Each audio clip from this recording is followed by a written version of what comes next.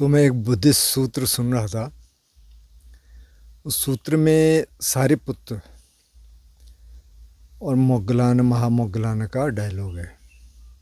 छोटा सूत्र है, ज़्यादा बड़ा नहीं है। मतलब जो मेन चीज़ है वो काफ़ी संक्षेप में है, बाकी उन्होंने थोड़ा सा उसको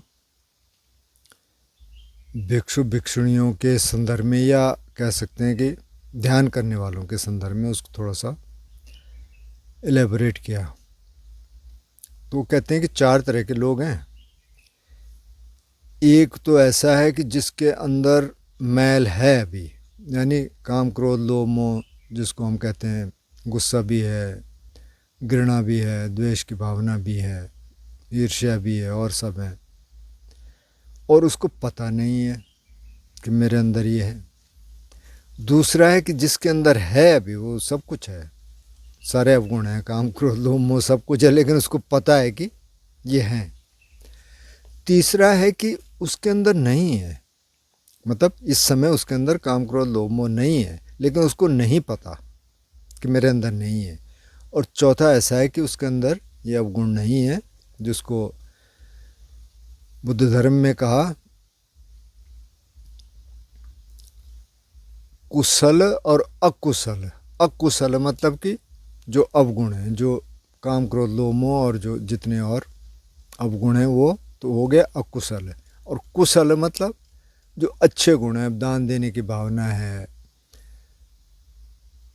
अहिंसा की भावना है, विनम्रता है, कृतज्ञता है, और जितने पारमीज हैं, मैत्री है, करुणा है, तो ये कुशल हो गए। तो उसके अंदर अकुशल नहीं है, लेकिन उसको पता नहीं है, और एक को पता है। तो उन्होंने कहा कि जिसके अंदर अभी हैं अवगुण, बहुत सारे अवगुण हैं इस समय, और उसको नहीं पता है, तो वो कि उससे बुरा है जिसको कि पता है कि मेरे अंदर है। और इसी तरह एक के अंदर नहीं है लेकिन उसको पता नहीं है, तो ये कि उससे बुरा है जिसको कि पता है कि मेरे अंदर नहीं है। तो फिर मोग्गलाना पूछते हैं क्यों, अब दोनों तो अरंत है ना, तब मोग्गलाना क्यों पूछे? मोग्गलाना को पता नहीं है क्या?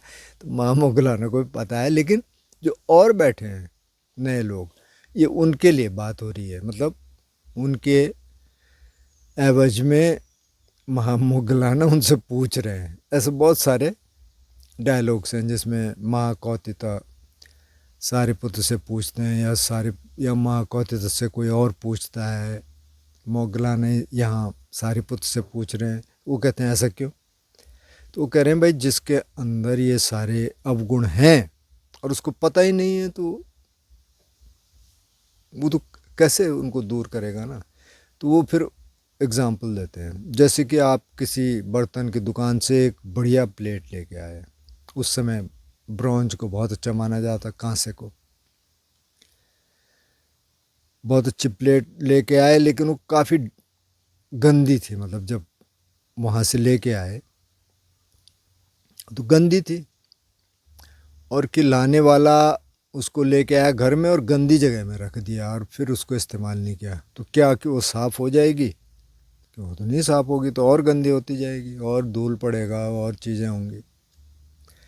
अब कि दूसरा व्यक्ति लाया एक प्लेट दुकान से, और वो एकदम साफ़ है, और घर में आके उसने उसको फिर से साफ़ किया, और उसको रोज़ इस्तेमाल करता है, रोज़ साफ़ करता है। तो कि वो साफ़ रहेगी कि गंदी रहेगी? तो साफ़ रहेगी। तो जो पहला वाला है जिसके अंदर दुर्गुण है लेकिन उसको पता ही नहीं है, वो फिर से मतलब काम जगाया जा रहा, क्रोध जगाया जा रहा, लोभ जगाया जा रहा, मोह जगाया जा रहा, तो वो तो दूर होने वाला है नहीं उसको, क्योंकि उसको पता ही नहीं है कि गलत है। अच्छा, दूसरा व्यक्ति है, उसके अंदर नहीं है, और उसको पता है कि मेरे को इसको ऐसे ही रखना है, मेरे को इसमें नहीं पड़ना, मैं ऐसे रहूँगा, कोशिश करूँगा। अच्छा, तीसरा व्यक्ति है जिसके अंदर नहीं है काम क्रोध लोभ मोह, इस वक्त उसके अंदर नहीं है या बहुत कम है, लेकिन उसको मालूम नहीं है। तो कि वो ऐसे हो गया कि जैसे वो प्लेट लेके आया, प्लेट तो एकदम साफ़ थी, लेकिन उसको रख दिया कहीं, इस्तेमाल नहीं किया, तो गंदी हो जाएगी। उसको होने ही गंदी है, मतलब कहीं भी रख देंगे आप, कितनी साफ़ जगह में रख दें, फिर भी धूल आ जाती, पता नहीं कहाँ से आती है। मैं भी सोचता हूँ कई बार। कबाड़ के अंदर रख दिया, वहाँ भी धूल आ जाए, वहाँ भी गंदा हो जाता है। और चौथा व्यक्ति है कि उसके अंदर नहीं है और वो पूरी कोशिश करता है कि अब ना आए, जो नहीं है वो ना आए। लेकिन ये जो तीसरा है जिसके अंदर नहीं है, तो कि फिर उसके अंदर मतलब कामनाएं जागेंगी, फिर वो उसमें पड़ जाएगा, क्योंकि उसको पता नहीं है कि ये स्टेट अच्छी है और मेरे को इसको बना के रखना है। तो ये सूत्र मैं सुन रहा था और मुझे लगा कि वाकई मतलब आप दुनिया में देखें तो इस तरह के लोग आपको मिल जाएंगे बहुत सारे। ज़्यादातर की तो कोई मतलब एक ही तलाश है। अगर आप आसपास नज़र घुमा के देखें तो ज़्यादातर की तलाश क्या है? रुपया, पैसा, पावर, किसी भी तरह की पावर। कोई मतलब नेता बनना चाहता है, कोई कुछ और बनना चाहता है, किसी न किसी तरह की पावर, पैसे की अपनी पावर है जो जो लोग दिखाते भी हैं।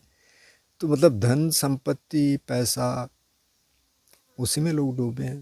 जैसे बुद्ध ने कहा ना कि 5 चीज़ों में आदमी उलझा रहता है। एक तो भोजन है, नींद है, सेक्स है, प्रॉपर्टी है और पैसा है।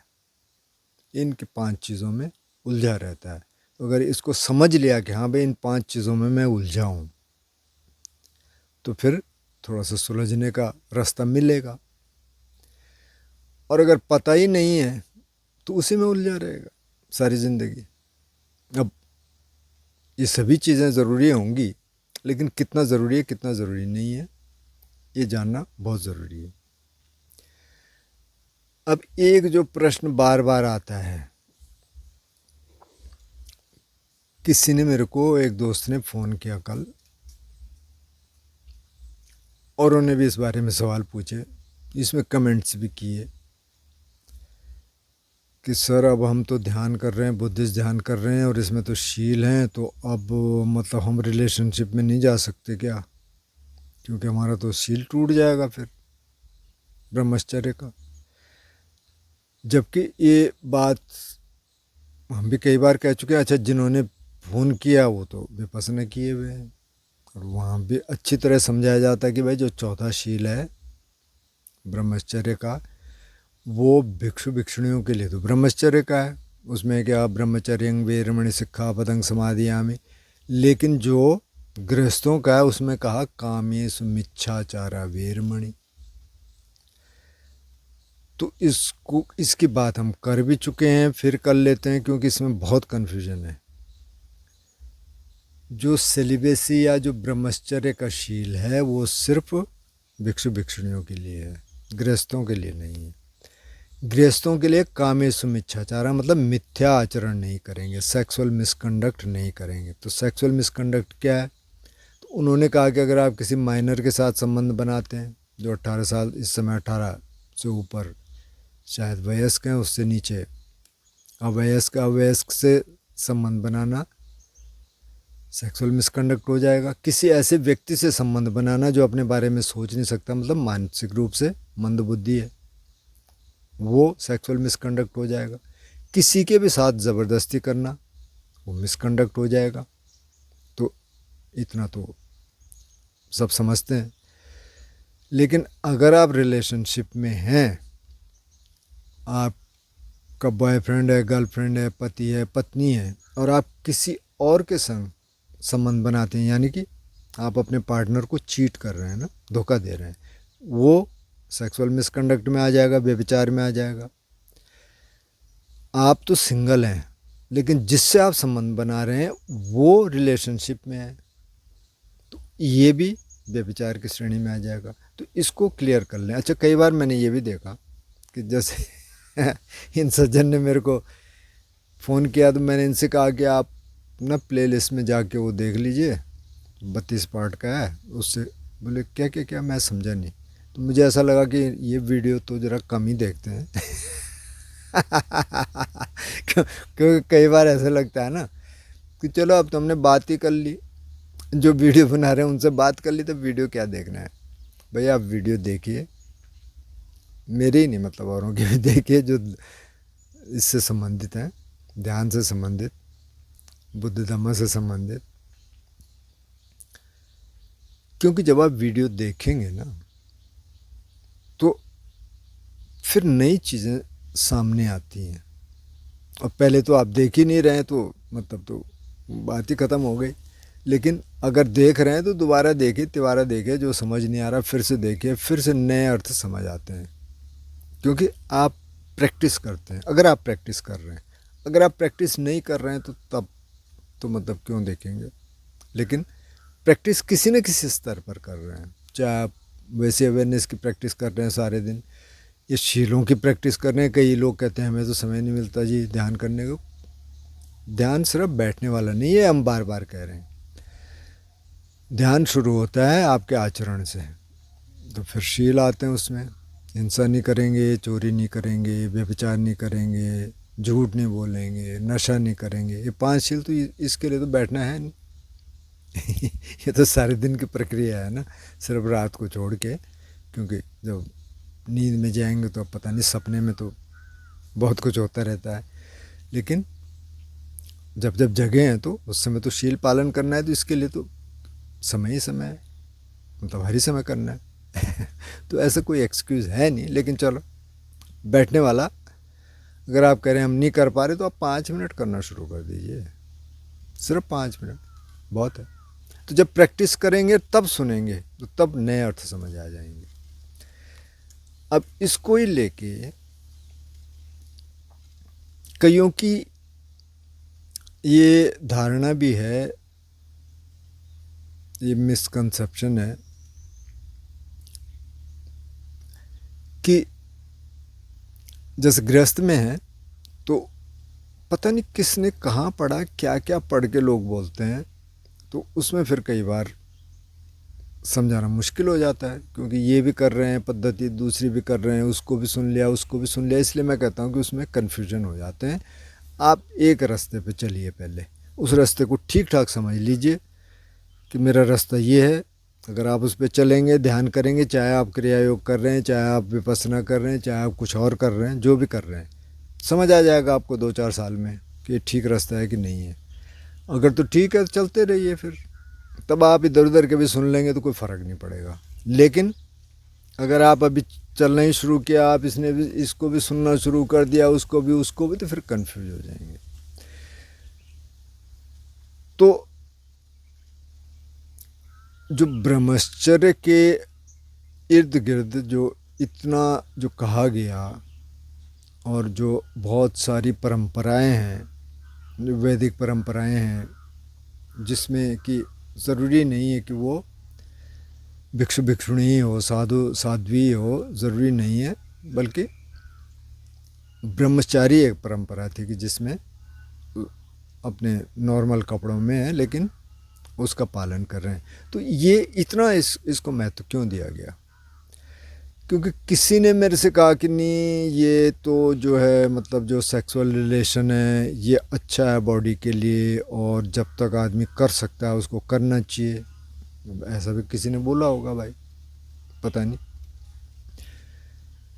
तो बहुत सारी थ्योरी चलती हैं, अब पता नहीं किस एंगल से बोला, क्यों बोला।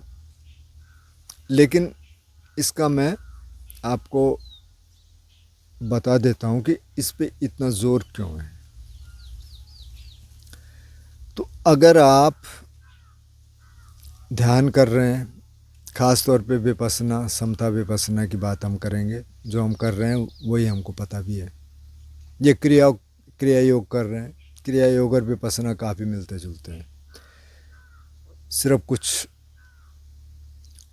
जो सिद्धांत है उनका फ़र्क है। और ये है कि जो बुद्धिस्ट ध्यान है उसमें बहुत सारे आयाम हैं, हर आयाम से समझाया गया है, उसमें शायद इतना नहीं होगा। दूसरा ये है कि क्रिया योग ओपन नहीं है, वो तो दीक्षा पे मिलता है। ऐसे आपको किताब पढ़ने में भी कुछ नहीं मिलेगा, ये ओपन है। आपको आप किताब पढ़ लीजिए, आप सुन लीजिए, साफ है। मतलब अब आप करेंगे तो आपको पता चलेगा। तो इस पे इतना ज़ोर इसलिए दिया गया है कि जब जैसे हम जो समाधियों की बात कर रहे थे, ध्याना, अगर आप इस वक्त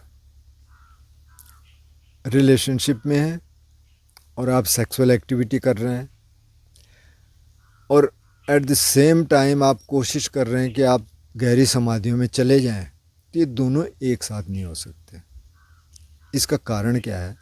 इसका कारण ये है कि जो सेक्सुअल एक्टिविटी है, जो सेक्सुअल इंटरकोर्स है,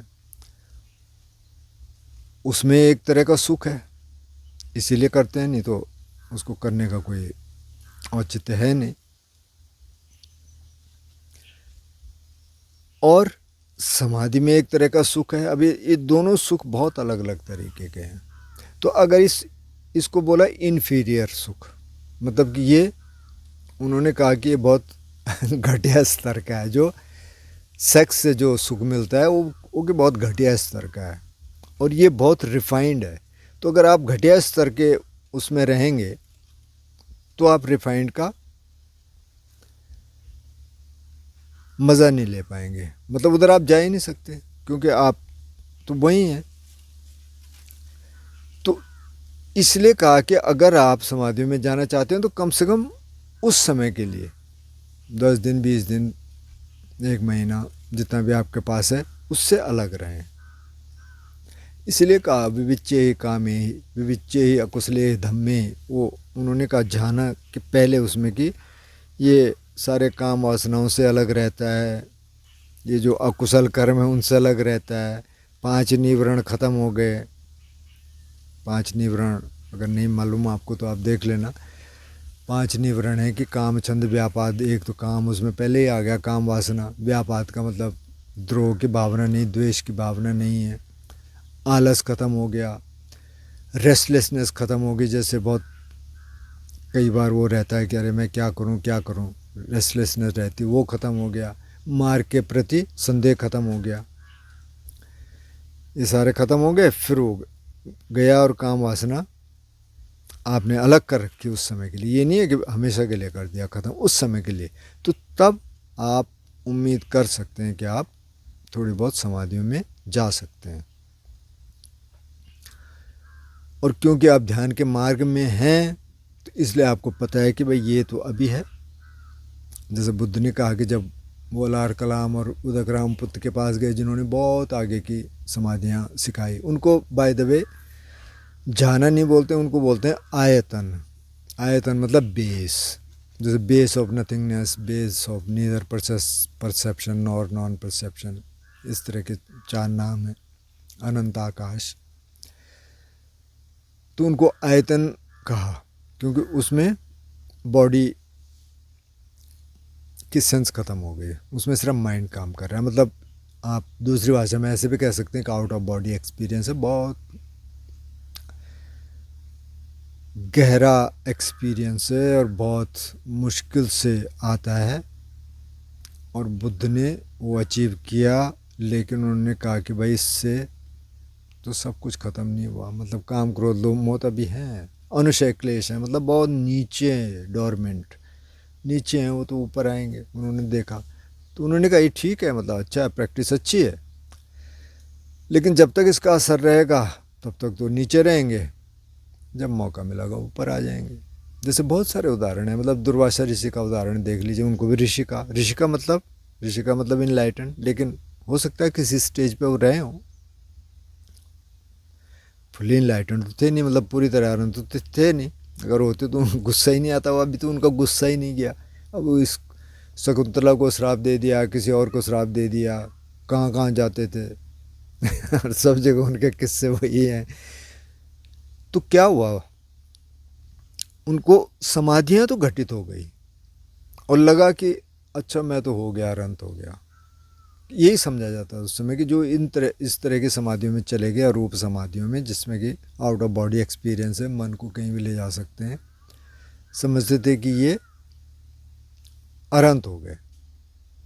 दुर्वासा ने भी यही सोचा, लेकिन जब आए दुनिया में और दुनिया के साथ संपर्क में आए तो सबसे पहले गुस्सा आ गया, क्रोध से सब जगह कुछ भी बोल दिया। बाद में उनको कई बार रियलाइज़ भी होता था कि अरे मैंने गलत कर दिया, जैसे शकुंतला के मामले में। जब वो सब रोने लग गए तो उन्होंने कहा अच्छा अच्छा चलो, कुछ रेमेडी दी। तो बुद्ध ने कहा कि भाई ये तो ख़त्म नहीं हुए, ये तो अभी हैं। तो तब जाके वो फिर उन्होंने अपना रास्ता ढूंढा, मतलब 6 साल भटकते रहे, लेकिन फिर अपना रास्ता ढूंढा और उन्होंने कहा ये तरीका है, पहले इसमें जाके और फिर इस बॉडी में जो अनित्य है, जो अनात्म है, यानी कि कोई आत्मा नहीं है, कोई मैं नहीं बैठा हुआ है, और दुख तो है ही, उसका कंटेम्पलेशन करता है, उसको देखता है बार बार, तो वहाँ से बाहर निकल सकता है। तो ये जो झाना की हम बात कर रहे हैं या समाधियों की बात कर रहे हैं, उसमें कहा गया कि अगर आप अभी भी किसी सेक्सुअल एक्टिविटी में, तो आप नहीं जा सकते, क्योंकि ये इन्फीरियर काइंड का है, मतलब बहुत घटिया किस्म का है सुख है, और वो बहुत रिफाइंड सुख है। तो रिफाइनमेंट की तरफ आप तब जाएंगे जब इसको छोड़ देंगे पहले, नहीं तो आप जा नहीं सकते। तो इसलिए इसको इतना इम्पोर्टेंस दी गई। लेकिन इसका मतलब ये नहीं है कि अब आप गृहस्थ में हैं और आप उसको एक्सप्रेस ही ना करें। आप एक्सप्रेस करें, बीच बीच में टाइम निकालें जब आपको इधर जाना है, और जब अपने आप ही कम हो जाए तो ठीक है। तो इसका एक रीज़न ये है, क्योंकि कोई मुझसे पूछ रहे थे कि अच्छा मतलब मैं तो सोचता हूँ कि नहीं, मतलब थोड़ा बहुत होना चाहिए, ये एक्टिविटी भी होनी चाहिए, नहीं तो पता नहीं, वो कुछ कुछ टर्म्स बोल रहे थे। मैंने कहा भाई अब आप उसमें हैं तो ठीक है, मतलब उनकी एज भी काफ़ी ज़्यादा है वैसे कम नहीं है। ये तो अब जो जवान लोग हैं उनमें तो बहुत स्वाभाविक है कि ये रहेगा, लेकिन एक उम्र के बाद हम समझते हैं कि अच्छा थोड़ा कम हो जाना चाहिए। अगर नहीं भी हुआ कम तो आपको थोड़ा सा कम कर लेना चाहिए, ताकि आप समाधि के रास्ते पे आगे बढ़ सकें। लेकिन अब बहुत सारे कंसेप्ट हैं, जैसे मैंने कहा पता नहीं कौन क्या क्या बोल गए, तो अब आप वो भी सुनेंगे, वो भी सुनेंगे, ये भी करेंगे, और प्रैक्टिस नहीं करेंगे तो फिर बात समझ नहीं आएगी। तो सारी की सारी बात जो इसमें है वो ये है कि आप प्रैक्टिस करते रहिए, सुनते रहिए, और बहुत ज़्यादा मत सुनिए। जो लाइन आपने पकड़ी है उसको चलते रहिए, और जब आपको पता चले कि अच्छा ये ठीक है तो तब तो ठीक ही है, नहीं ठीक है तो आप खुद ही छोड़ देंगे। जब ठीक ही नहीं है, कुछ हो ही नहीं रहा, उससे कोई फ़ायदा ही नहीं हो रहा है, तो वो अपने आप ही छूट जाएगा। तो ये इसमें जो बहुत कन्फ्यूजन है, फिर भी इस तरह के सवाल आएंगे, क्योंकि सब लोग सारे वीडियोस देखते नहीं हैं। लेकिन असली बात उसमें ये है कि समाधियों में जाने के लिए आपको वो कम से कम उस समय के लिए छोड़ना पड़ेगा, मतलब सेक्सुअल एक्टिविटीज़ को आपको छोड़ना पड़ेगा। ये नहीं है कि आप पति को छोड़ के चले जाएं, पत्नी को छोड़ के उसके बाद नहीं हो रही है, आप साथ रहें, फिर से साथ आ सकते हैं, लेकिन उस समय के लिए आपको ये एक्टिविटीज़ बंद करनी पड़ेगी, अगर आप चाह रहे हैं कि थोड़ा सा ध्यान में आगे बढ़ें, कि मतलब कि समाधियों में आगे बढ़ें।